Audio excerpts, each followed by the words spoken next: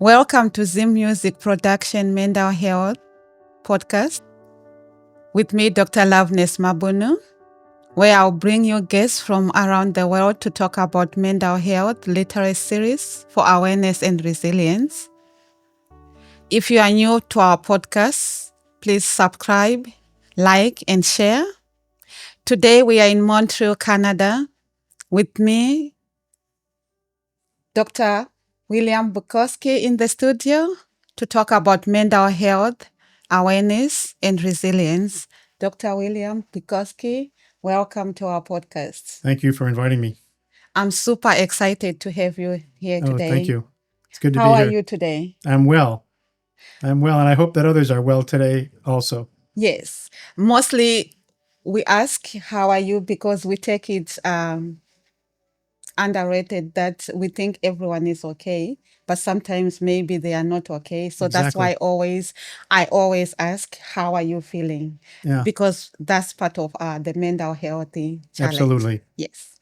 So today we are here to discuss about mental health, awareness, literacy, and resilience. Mental health is a challenge. According to World Health Organization, 1 in 4 people in the world will be affected by mental or neurological disorders at some point in their lives. Mental health is something we don't always talk about in our communities. Therefore, we have to normalize mental health by talking about it directly. That's why at Zim Product, we have to do these programs for podcasts to bring awareness in our communities. Dr. William Bukowski, what does mental health mean to you personally?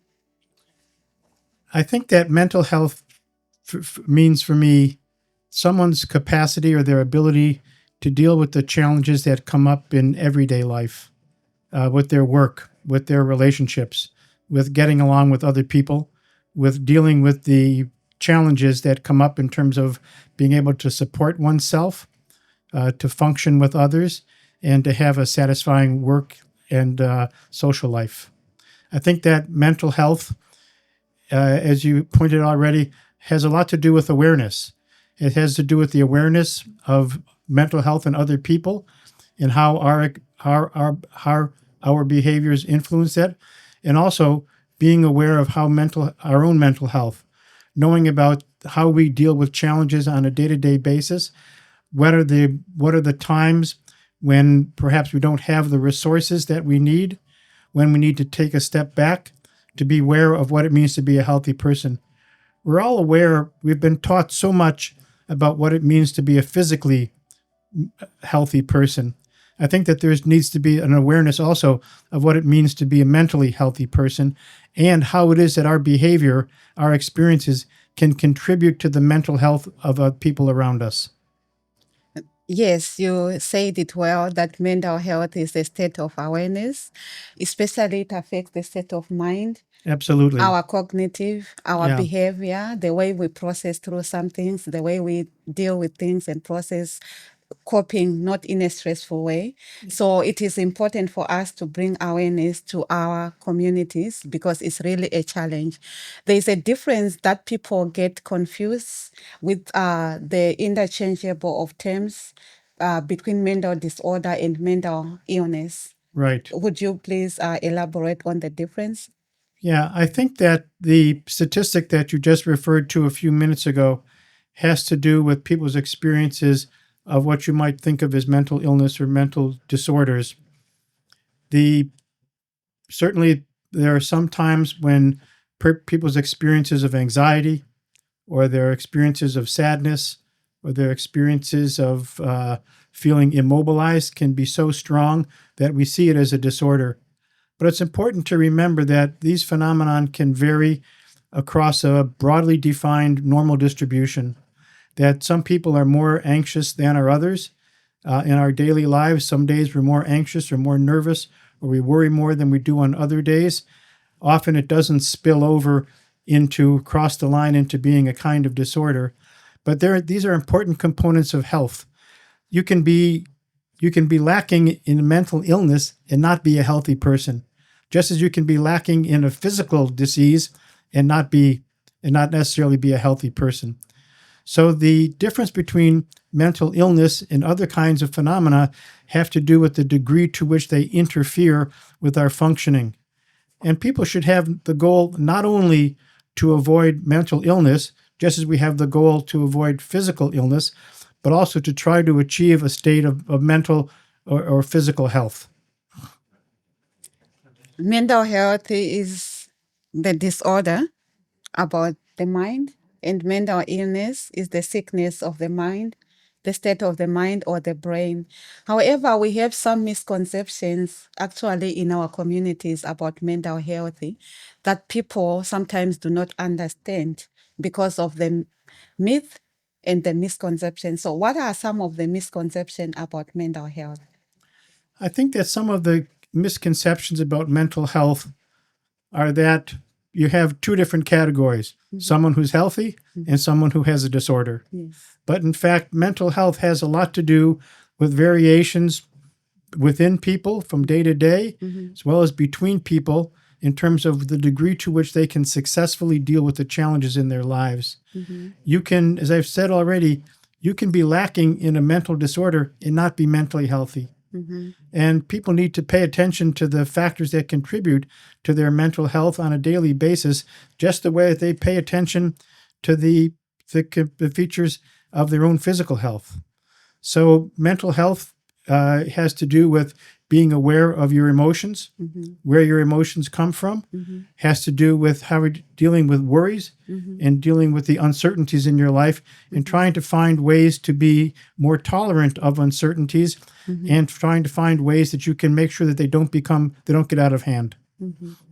Yes. So, like you said, the point correctly that if you are aware of your emotions, you will be able to not to take upon your problems on other people, especially if you are on the south side, that you want, because there are sometimes people when they are stressed, they want to get their stress on other people and stress other people as well. So it is good and best if you are aware of your emotions to control your emotions so that you won't bring your stress upon other people. Yeah, I think you've hit upon a really important issue. And I think the issue is that in order for us to function in a healthy manner, we often require the actions of other people. One of the most important things in mental health is security. Yes. Is feeling that you're secure in your relations with others, that you can predict what other people are going to do, that you can rely on others to help you in times of need, to recognize that the experiences that you have, the relationships you have are going to be continuous. But sometimes when they mismanage their emotions, they can interfere with this kinds of security that they have in their relationships. And so this means that it's sort of a self-defeating situation where you're trying to deal with your emotions, but you're doing it in such a way that you're going to defeat yourself because you're disrupting the security that you hope to find in your relationships. That's right. Thank you. And in your research, you mentioned that you focus mainly on the young children and adolescents about the mental health issues. How can we better educate our youth about mental health? Because we see nowadays it's really a problem among our youth and adolescents. We have higher statistics of mental health issues. So how can we best educate them? Yeah, I think there's two different issues that we've hit upon already. I'll expand on them a little bit. One is helping people be aware of their own situations, their own emotions, their own worries, understanding where those worries or where feelings of sadness, for example, come from, and trying to anticipate when certain experiences might lead them to be more worried or might lead them to have stronger feelings of depressed affect. So part of it is being aware of your own self, being aware of the situations that might cause you trouble. I think the other part of it is the being aware of others. I mean this in two respects. One is being aware of the emotions of other people and how you can be a better friend to them, how you can be a better companion, how you can provide security for others, and how you can limit the kinds of behaviors that you might engage in that could upset someone else. Yes. We know, for example, that being bullied, Mhm. being victimized, being isolated, Mhm. these can hurt people. Mhm. And one thing that's important is trying to help people realize the effects that they can have on other people and trying to avoid things that are going to hurt others. Mhm. Often these sound like two different things, but being good to others makes people feel more positively about themselves. Yes. And so we think of the self and the other as separate things, but in many respects, they're very much conjoined, so to speak. Mhm. And so helping young people realize or be more aware of their own emotions, Mhm. their own experiences, their own worries, where they come from, and how they can deal with them, but also trying to be a better friend to other. It's a process that's going to have an extra payoff, so to speak. Mhm. They say charity begins at home. So it is also important for us at our home and also for the parents that if we have our young children, we have to make sure we are aware of their surroundings, their friends, and also to build better relationships with our children so that we will build sound homes with people who have mental healthy. And talking about support systems, as you mentioned earlier, that if you have some health problems, if you know there are some friends or family or people around you to help you, you will know that you are okay because you can reach out for help Right. or reach out for resources. Yeah. So what kind of support systems are the most effective in promoting mental health? Sure. We think typically of two different systems, the family and the peer system. Yes. Each of these can be broken down into other units. For example, Mm-hmm. certainly when we think of the family, we think of children's parents. Sometimes children don't have the opportunities for security with their parents as much as they might want to. Maybe their parents have split up. Maybe they don't see some of their parents. Maybe their parents themselves are kind of stressed out. Often in these cases, they can rely on siblings or cousins, other members of the extended family, aunts and uncles, knowing that there's other kinds of attachment figures that they can turn to that are members of their family, and perhaps even other adults, coaches, teachers, and so on. In terms of children's experiences with their peers, we can think about it in terms of not only their friendship relations, that how is it that they get along with the one or two people whom they think of as their best friends, and how it is that they experience security and experience some aspects of companionship with their friends. But we can also think about it in terms of the more general peer group. What are the norms of the peer group? Does the peer group support care? Do they look out for other people's experiences? Do they look out to make sure that people are included as opposed to being excluded? Do they support norms that are going to be positive for development? Norms for being good to others, norms for being taking care of others.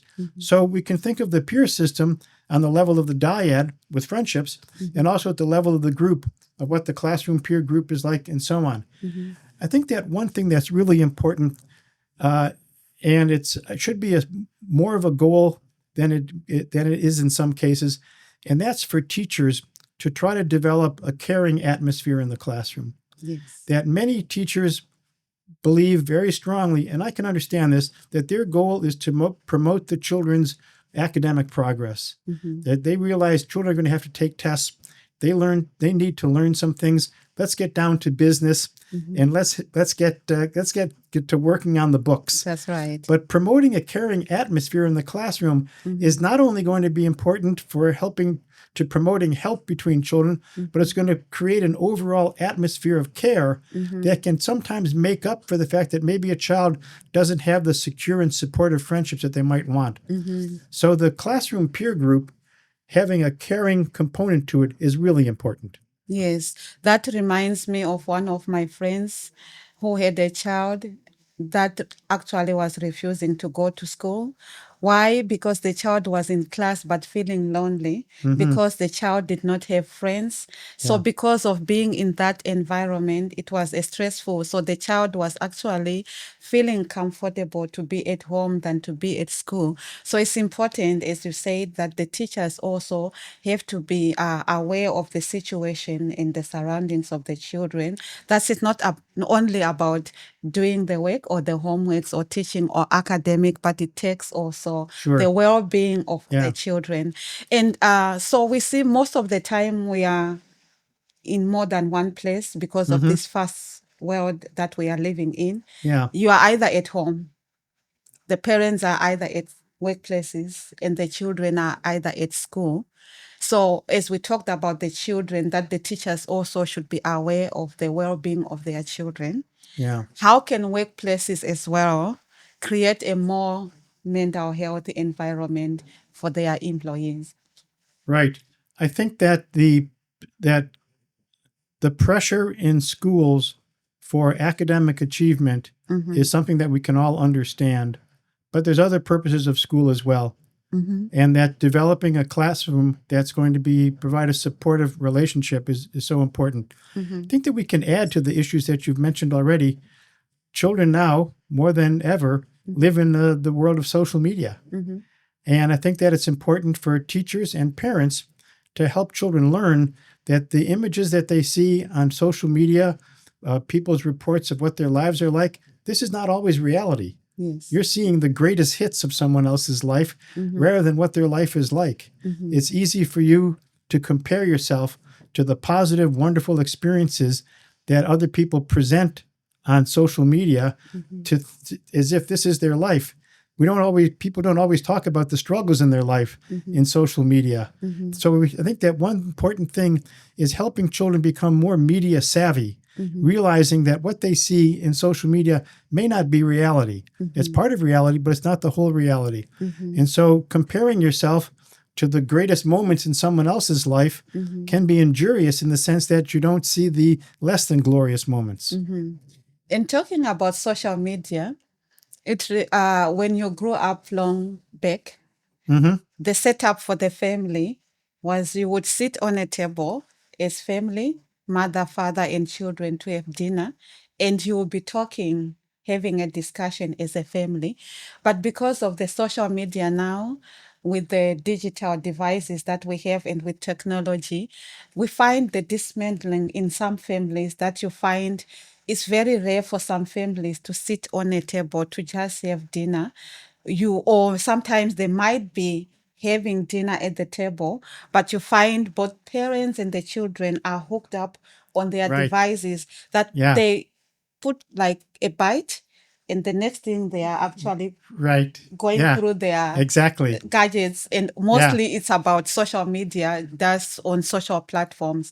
Yeah. And it's a challenge now that it affects the bonding between the family. So how can we help our families to help them actually just a sitting and a normal dinner without any influence with Yeah. this? Much of life is about rules. Maybe there should be a rule. When we're at dinner together. You're either here with us or you're not. You're with someone else. So at dinner time, no cell phones. At dinner time, if you still have a landline, if the phone rings, ignore it. They'll call back or they'll leave a message. Define what's important. What's important now is for us to focus on each other. Yes. And unless we do that, there can be no sense of connection. That's right. It is very important to put rules, especially to the parents, and have a normal discussion with their children.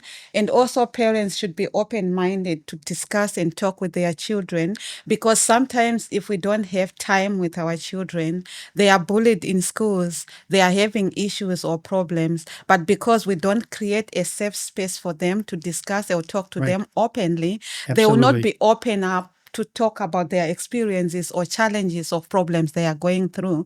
And sometimes you end up with more challenges or issue. Some children are even committing suicide because they don't have anyone to talk to, Right. or because the parents are working 2, 3 shifts or jobs, and they don't have time for our children. Yeah. So it is very important for us to create safe spaces for our families so that we will create the environment with mental health. And Dr. Bukoksi, what resources would you recommend to some people who are looking for mental health treatments? Because one other problem that people say is lack of awareness and lack of resources, that some people do not know where to reach out if they need help. Right. We understand that if someone was to hurt their ankle or their wrist or that they bumped their head or something, they would go to a clinic. But the same thing should be true for people who are feeling a higher level of stress that they can't manage themselves. Schools have counselors. The counselors are, you might think of that you don't want to go there because you can't trust them. They're required to keep your stories private. They're required to use techniques that are going to help you, and they're also required to refer you to someone who can help them if the problem that has arisen is something that the counselor can't handle themselves. Children need to know that there's someone there for them. It may be that the person that they're going to turn to isn't in school or isn't in the family. We know that for many children, opportunities to speak with the minister at their church, if they're religious, if their family has a religious connection. We know that sometimes people can talk with members of the family whom they can trust and they can think of as someone who's not going to tell others about their private thoughts. People have to know that this is just like physical health. You turn to people for help, and that there's no stigma associated with this. You mentioned before, 25% of the people in the world have a problem. To know that this is part of normal life. It's an unfortunate part of normal life, but it's part of normal life. And the quicker you can get some help for it, the quicker you're going to find a solution. You said something really important a minute or so ago, and that was you used the word open. Yes. And I think that the word open means that you realize that your parents, even if they're not there all the time, would be open to talk to you. It's probably the case that the quality of your experiences with your parents is more important than the quantity of it. You could spend a long time with your parents, sitting around doing whatever, but unless you feel a sense of security with them, a sense of openness on their part to understand you, then all that quantity isn't going to mean anything. I think that another issue to keep in mind is for parents to try to maybe check in on their children. Yes. Private moments, of course. Yes. They have a moment together, say, how you doing? How's your, and to be aware of the things that challenge them. Do you have any tests coming up? How are things in school? How are your friends doing? And so on. Maybe sometimes the role of the parent is to ask a child, is so-and-so, who's a friend of yours, do you think this person is healthy for you? Maybe to challenge them. Maybe say, what are you getting out of this relationship? Yes. Is this a person that you're trying to become a friend with because they have high status, because you think they're cool or something of this sort? But are they giving you the provisions, security, companionship, maybe for older people, intimacy?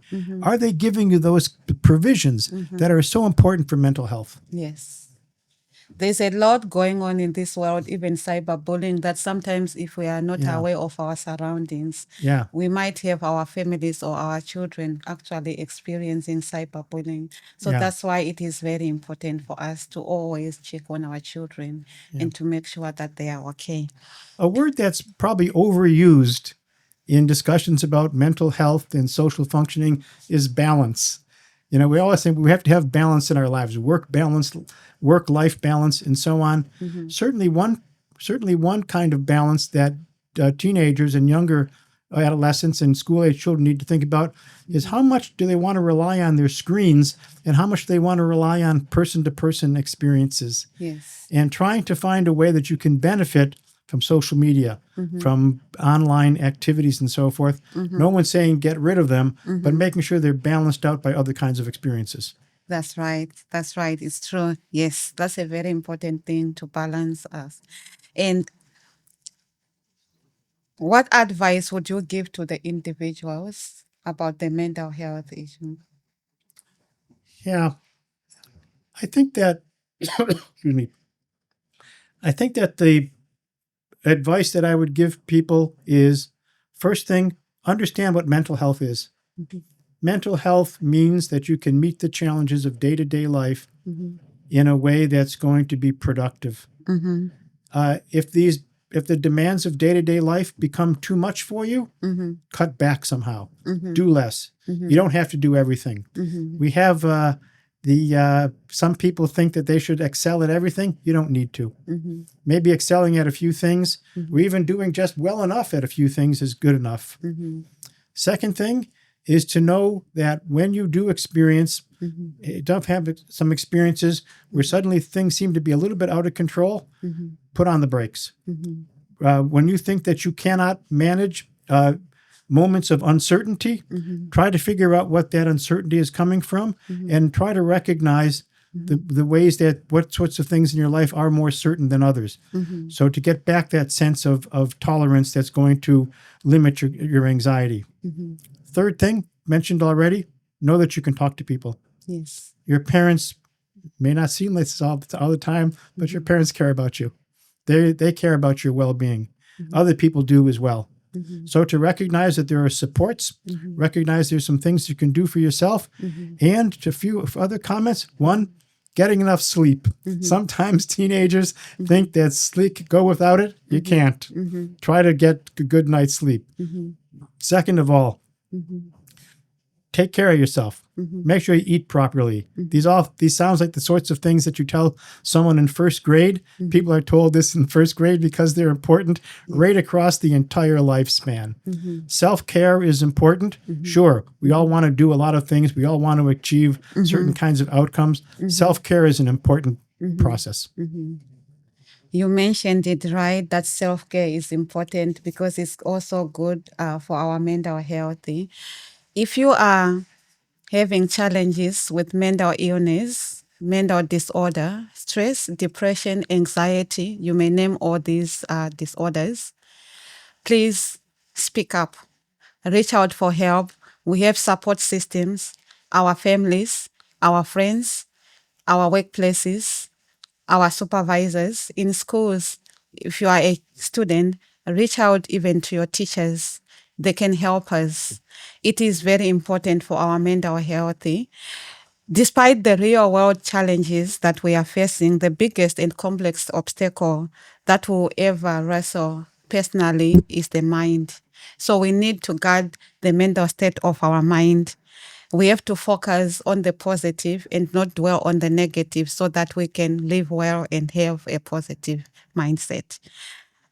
Let us love one another. Let us respect and care for each other. And also, self-care is very important. Take care of yourself. Love yourself so that you'll be able to love another person. And Dr. William Bukoksi is a psychology professor in the psychology department in University of Concordia in Montreal, Canada.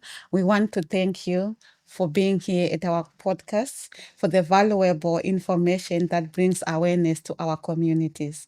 You can reach us at zimpro@hotmail.com, and also our website is zimmusicproductions.com. You have a wonderful day. Goodbye. Thank you. Thank you.